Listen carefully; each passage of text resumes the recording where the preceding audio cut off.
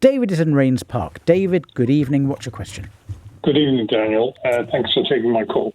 I was operated on, in my opinion, because, basically, it was an unnecessary operation. The operation was unnecessary, so I wrote to the CEO of the hospital afterwards, and I wrote to the British Medical Association without any answer. And ever since, I haven't been able to sleep. I've been having, urinary problems, which I never had.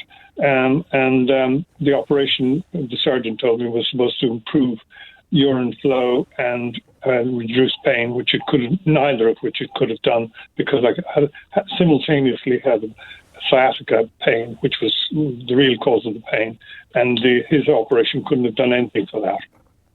And okay. I'm assuming that you only formed the view that the pain was caused by sciatica and not by your urinary flow problems after the operation to fix the urinary flow problems took place. No, I knew that before. That's why I said... If you knew it before, why did you consent to the operation?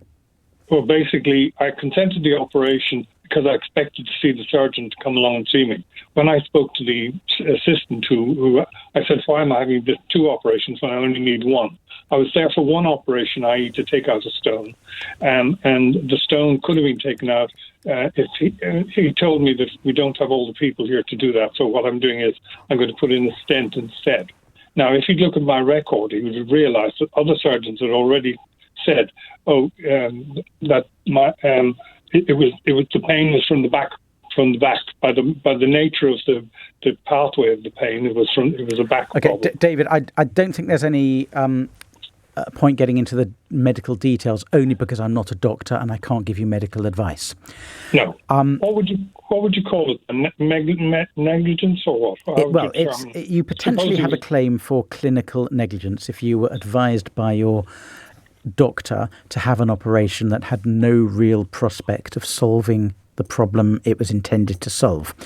And the test that courts apply for deciding whether a doctor has been negligent isn't whether the operation fixed the problem, because some operations don't fix problems. They're never guaranteed to succeed. The test that a court will apply is whether a reasonably competent doctor would have advised you to have that operation. So if a reasonably competent doctor would have said have the operation, then you cannot sue for clinical negligence for advising you to have that operation. Right. By contrast, if no reasonable clinical expert would advise you to have that operation, then the doctor who did advise you to have it will be negligent. What I suggest you do, David, because I can't tell you whether I think they've been negligent or not. I don't know enough about medicine and clinical issues. What I would advise you to do is contact an organisation called AVMA, AVMA. It stands for Association of Victims of Medical Accidents. Speak to them.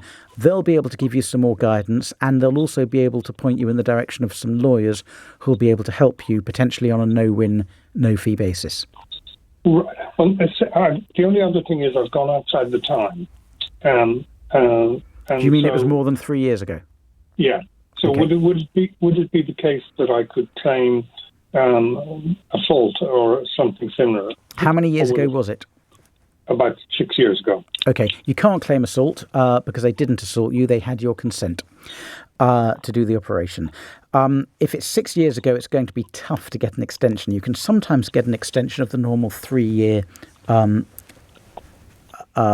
limit for this sort of claim. But the courts will take into account the reasons for the delay, the fact that the doctor can't realistically be expected 6 years on to remember why he gave or she gave the advice she did. And 6 years, it's going to be tough to get an extension of time unless there is a really good reason why you haven't brought a claim sooner. Is there a really good reason why you haven't brought a claim sooner? Well, basically, I didn't know any better. Having written to the CEO of the hospital and the BMA. When did you first write to the CEO of the hospital? I wrote to both of them. When did you first write? Immediately after, a week after the... So 6 years ago? Yeah. So you knew that something had gone wrong 6 years ago? Oh, yeah, I knew, absolutely. Yeah. Well, I think it's very, very unlikely you're going to get an extension of time then, because if you believed or had grounds to think something might have gone wrong, but didn't bring a claim within the time limit, it's unlikely a court will give you a 3-year extension and double the time you're allowed, I'm afraid, David.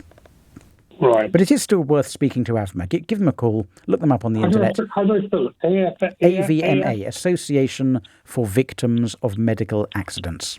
Oh, yeah. Okay. AVMA, okay. David, thank you so much for the call. And I do hope you feel better. Sometimes, we all know recovery from these things can take years.